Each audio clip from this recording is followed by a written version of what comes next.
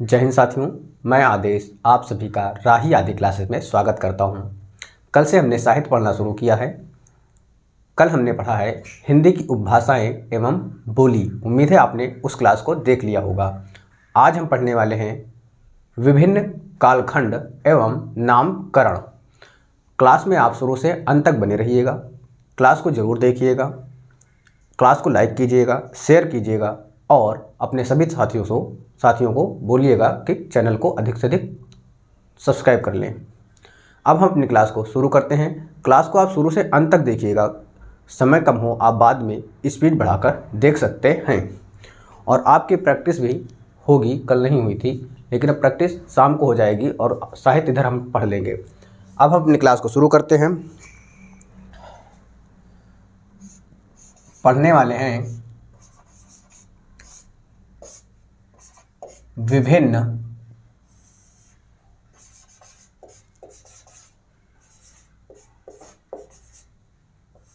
कालखंड के नामकरण।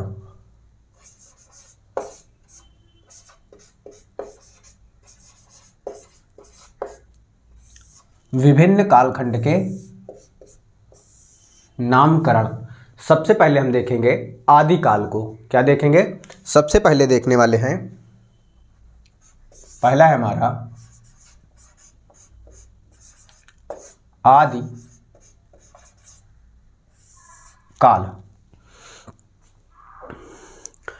आदिकाल है। अब आदिकाल को क्या क्या बोला गया है और कौन से कवियों ने क्या कहा है यह हम देखेंगे। एक तरफ लिख लेंगे नाम और दूसरी तरफ लिखेंगे कवियों के नाम, यानी जो नाम है उसका किस कवि ने क्या कहा है यह हम देखने वाले हैं। तो आप सभी लिख लीजिएगा नाम और दूसरी तरफ लिखिएगा कवियों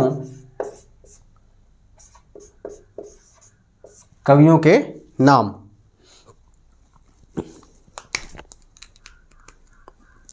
जैसे आदिकाल को प्रारंभिक काल भी कहा जाता है। क्या कहा जाता है?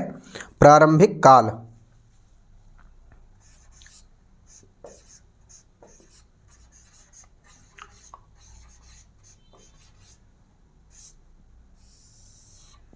क्या बोलेंगे?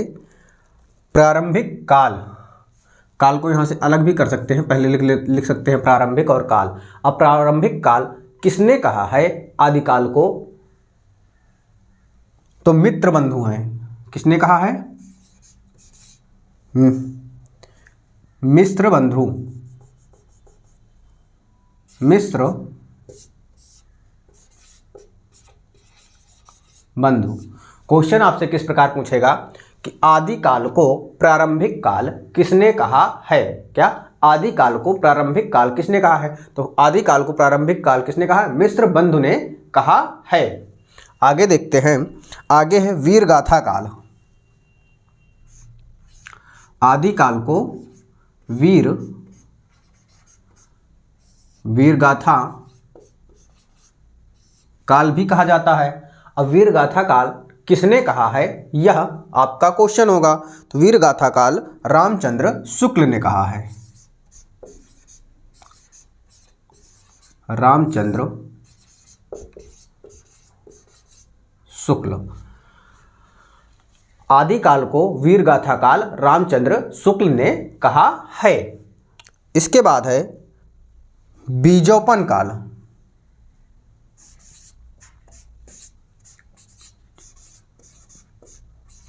बीजवपन काल। अब बीजवपन काल किसने कहा है? तो बीजवपन काल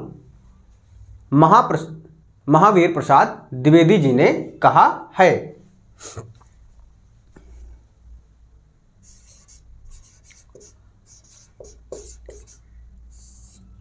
महावीर प्रसाद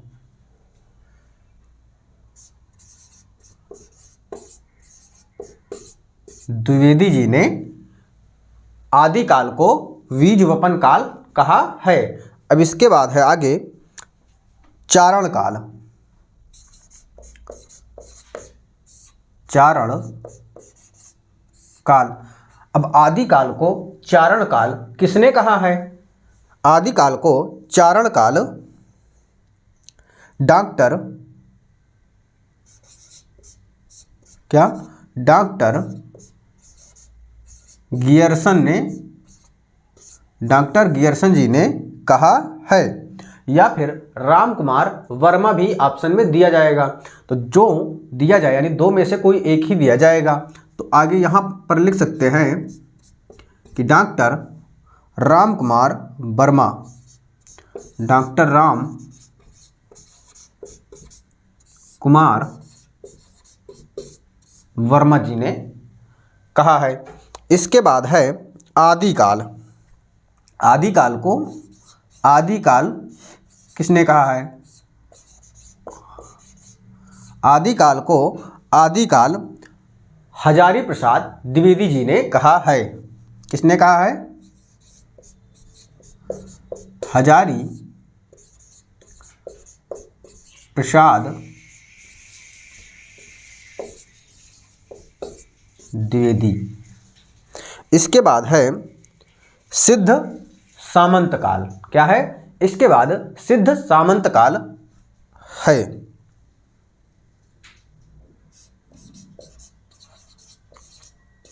सिद्ध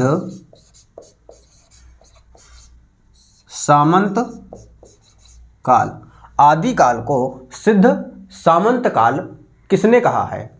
तो हैं राहुल सांकृत्यायन। किसने कहा है? राहुल सांकृत्यायन जी ने कहा है।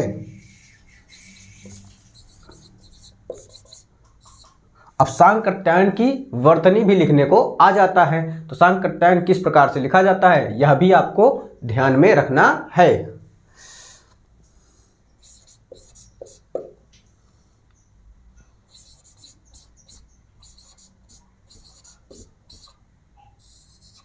ये हमारा हो गया आदिकाल।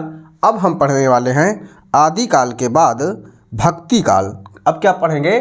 भक्ति काल देखेंगे। जैसे आपको क्वेश्चन समझ में आ गया होगा कि आदिकाल प्रारंभिक काल। आदिकाल को प्रारंभिक काल किसने कहा है? मिश्र बंधु ने। आदिकाल को वीरगाथा काल किसने कहा है? रामचंद्र शुक्ल ने। आदिकाल को बीजवपन काल किसने कहा है? महाप्रसाद द्विवेदी जी ने। आदिकाल को चारण काल किसने कहा है? डॉक्टर गियर्सन या फिर डॉक्टर रामकुमार वर्मा जी ने। आदिकाल किसने कहा है? हजारी प्रसाद द्विवेदी जी ने। आदिकाल को सिद्ध सामंत काल किसने कहा है? राहुल सांकृत्यायन ने। इस प्रकार से आपसे क्वेश्चन बनेगा। ये हमारा पहला था आदिकाल। अब हम पढ़ेंगे भक्ति काल।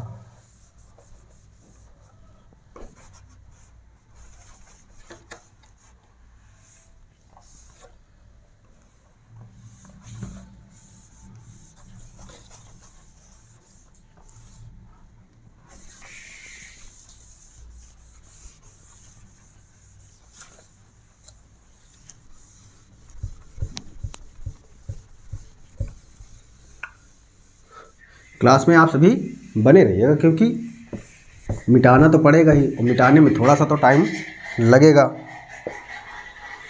डिजिटल बोर्ड तो है नहीं, तो इसलिए आप साथ ज़रूर दीजिएगा।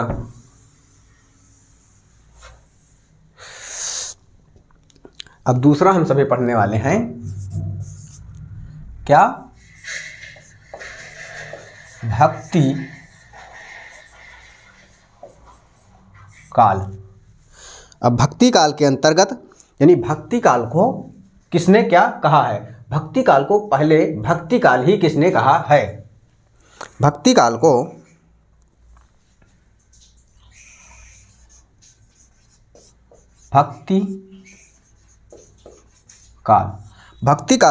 भक्ति काल किसने कहा है? रामचंद्र शुक्ल जी ने कहा है। रामचंद्र शुक्ल। इसके बाद आएगा स्वर्ण काल यानी भक्ति काल को स्वर्ण काल किसने कहा है? स्वर्ण काल। तो भक्ति काल को स्वर्ण काल डॉक्टर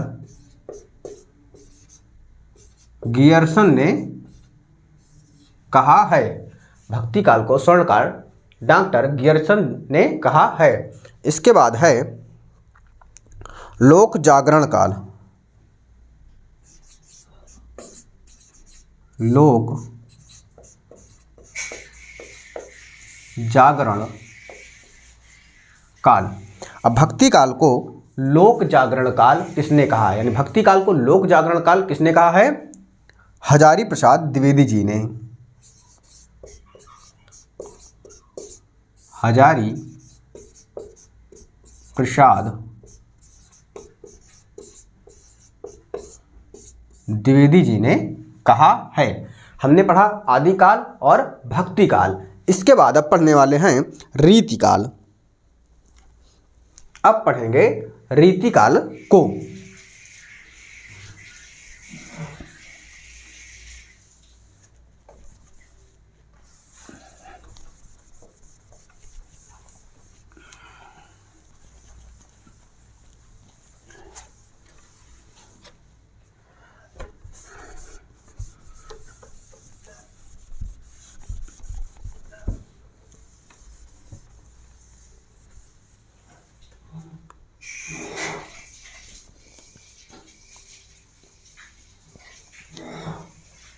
तीसरा है हमारा रीति काल। अब रीति काल को किसने क्या कहा है, हम यह देखेंगे। रीति काल को रीति काल किसने कहा है?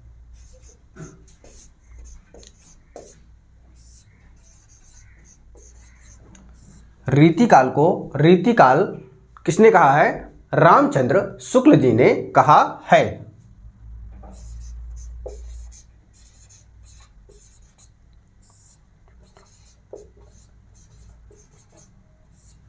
रीतिकाल को रीतिकाल रामचंद्र शुक्ल जी ने कहा है।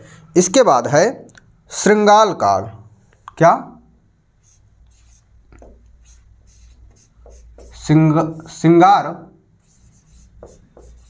काल, यानी रीति काल को श्रृंगार काल किसने कहा है? तो विश्वनाथ जी ने कहा है। किसने कहा है?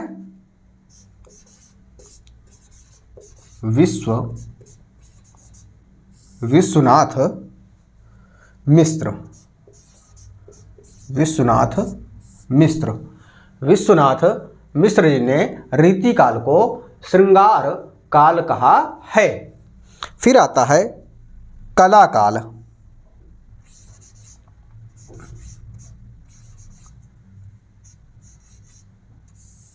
यानी रीति काल को कला काल किसने कहा है? तो रीति काल को कला काल रामशंकर शुक्ल ने कहा है। किसने कहा है? राम शंकर शुक्ल। रामशंकर शुक्ल जी ने शुक्ल जी ने कहा है। इसके बाद है रीति काल को अलंकृत काल किसने कहा है? क्या?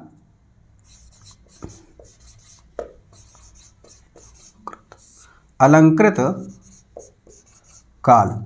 रीति काल को अलंकृत काल किसने कहा है?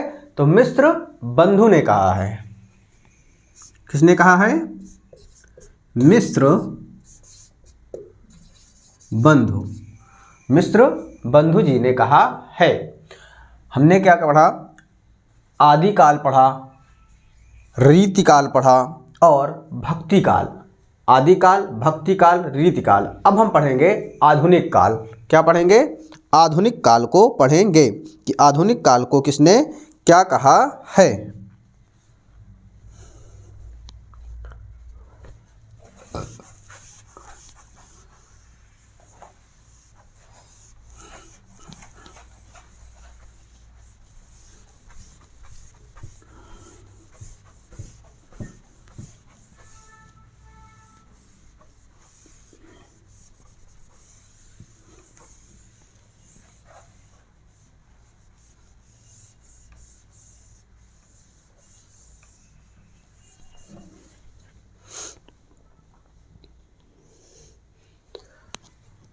चौथा है हमारा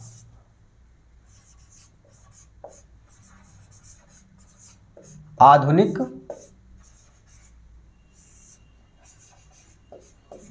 काल। चौथा है हमारा आधुनिक काल। अब हम देखेंगे कि आधुनिक काल को किसने क्या कहा है। सबसे पहले वर्तमान काल, यानी आधुनिक काल को वर्तमान काल, आधुनिक काल को वर्तमान काल किसने कहा है। तो आधुनिक काल को वर्तमान काल मिस्र बंधु ने कहा है। किसने कहा है? मिस्र बंधु, मिस्र बंधु जी ने कहा है। अब देखते हैं आगे, आधुनिक काल को आधुनिक काल किसने कहा है।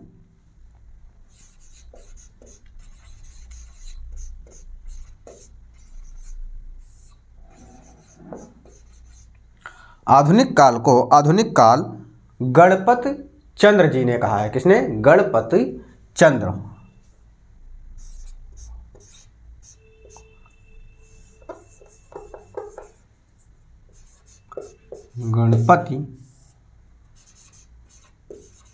गणपति चंद्र गुप्त,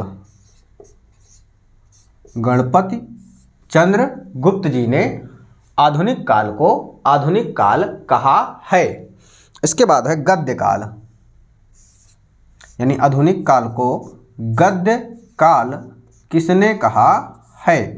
तो गद्य काल किसने कहा है? रामचंद्र शुक्ल, रामचंद्र शुक्ल जी ने कहा है।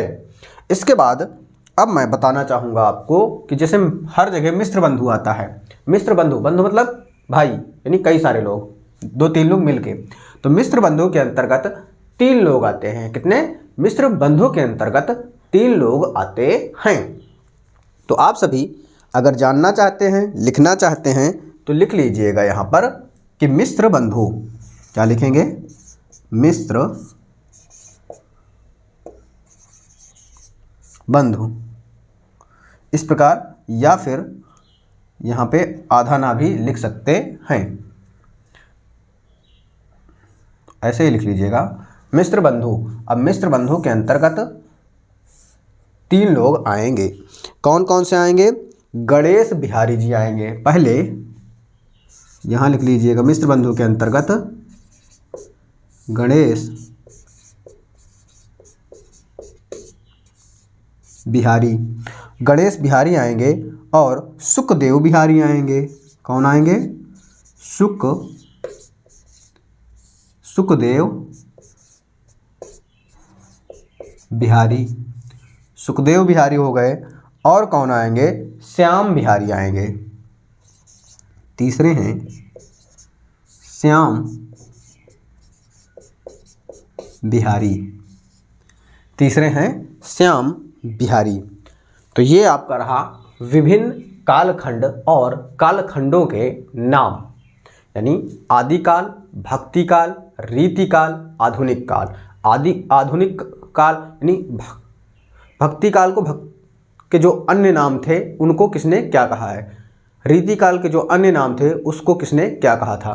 क्वेश्चन किस प्रकार से बनेंगे यह मैंने आपको बता दिया है।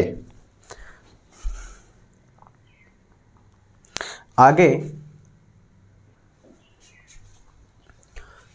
क्लास देखते हैं, क्योंकि आपकी क्लास 20 मिनट की हो चुकी है।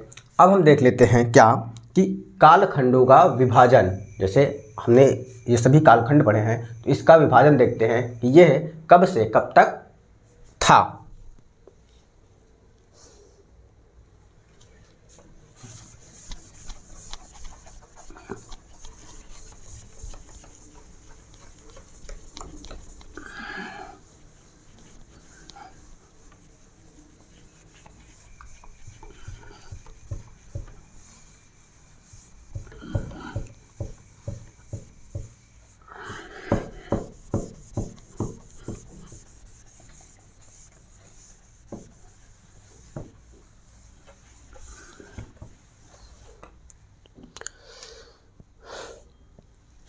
अब थोड़ी देर और आप लोग क्लास में सहयोग कीजिएगा।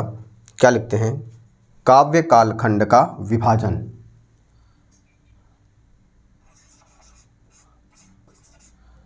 काव्य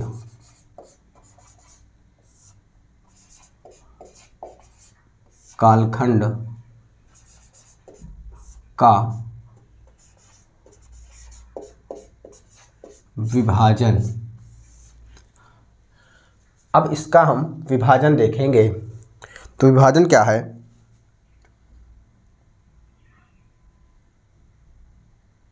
यहां से लिखते हैं आदि काल। आदि काल हो गया, फिर है भक्ति काल। आदि काल है, भक्ति काल है, रीति काल है। क्या, आदि काल, भक्ति काल, रीति काल, और हमने क्या पढ़ा था, आधुनिक काल। क्या पढ़ा था, आधुनिक काल पढ़ा था।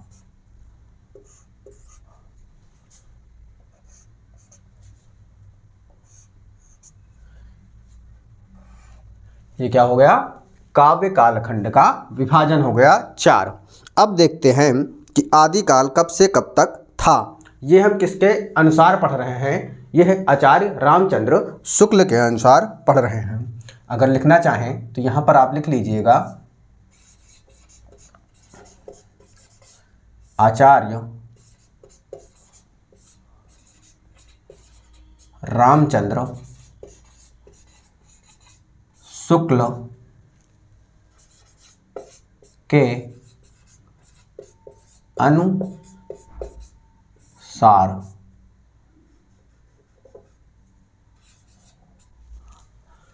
जो आदिकाल था वह कब से कब था, कब तक था, वह था 1050 से 1300,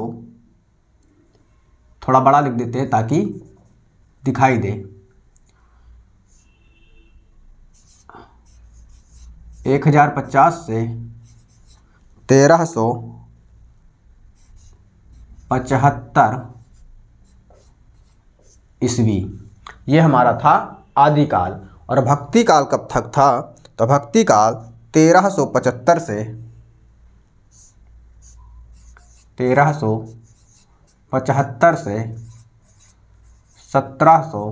ईस्वी तक था।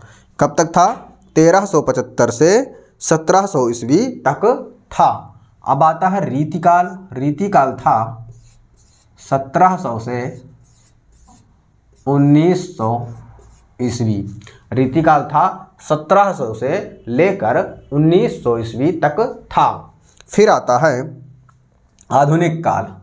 तो आधुनिक काल क्या है, 1900 से क्या है, अब तक, 1900 से अब तक आधुनिक काल चल रहा है। अब देखते हैं कि जैसे क्या है, रीतिकाल है। अब रीतिकाल के भी 2 खंड हो जाएंगे। क्या, रीतिकाल के 2 खंड हो जाएंगे। कौन से,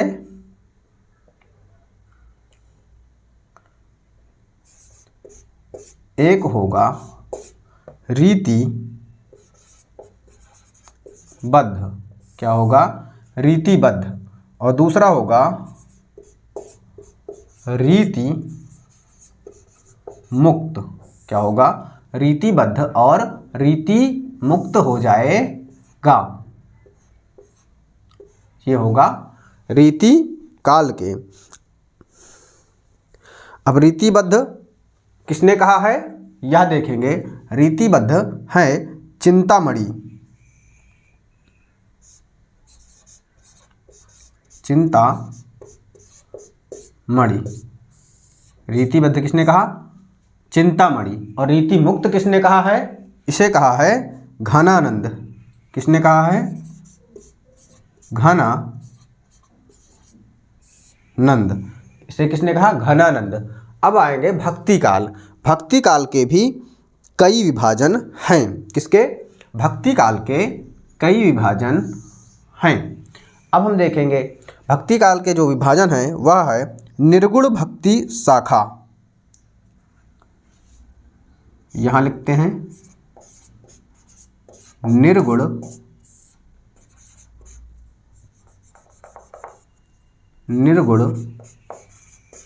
भक्ति शाखा। एक जब निर्गुण हो गया तो दूसरा क्या होगा? सगुण हो जाएगा। तो दूसरा लिखेंगे सगुण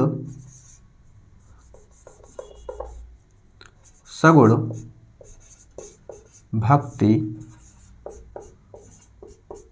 शाखा। दूसरा क्या हो जाएगा? सगुण भक्ति शाखा हो जाएगा। अब हम क्या देखेंगे कि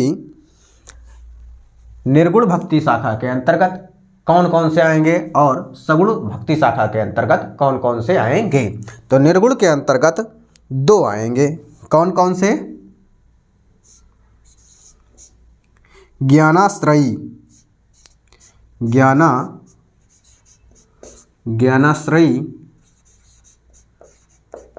भाषा, और दूसरा है इसी के अंतर्गत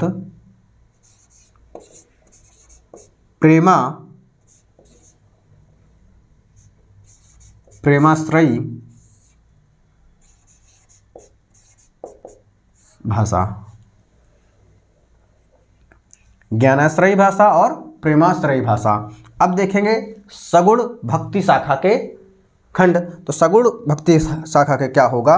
एक होगा राम भक्ति शाखा। क्या होगा? राम भक्ति, यही लिख लेते हैं नीचे ही, राम भक्ति शाखा। और दूसरा क्या होगा? दूसरा क्या होगा? कृष्ण भक्ति शाखा। दूसरा हो जाएगा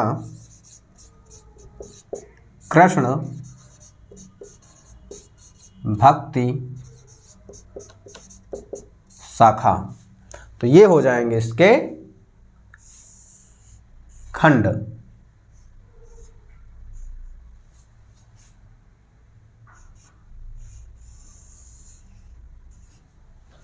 अब ज्ञानाश्रयी शाखा के अंतर्गत कौन आएंगे? तो ज्ञानाश्रयी शाखा के अंतर्गत कबीरदास आ जाएंगे। ज्ञानाश्रयी शाखा के अंतर्गत कौन आएंगे? कबीरदास। ज्ञानाश्रयी के अंतर्गत कबीरदास आ जाएंगे और प्रेमाश्रयी के अंतर्गत जायसी आ जाएंगे। कौन? मोहम्मद जायसी। अब है राम भक्ति और कृष्ण भक्ति। तो राम भक्ति के अंतर्गत आएंगे तुलसीदास। कौन आएंगे? तुलसीदास आ जाएंगे। और कृष्ण भक्ति के अंतर्गत आ जाएंगे सूरदास।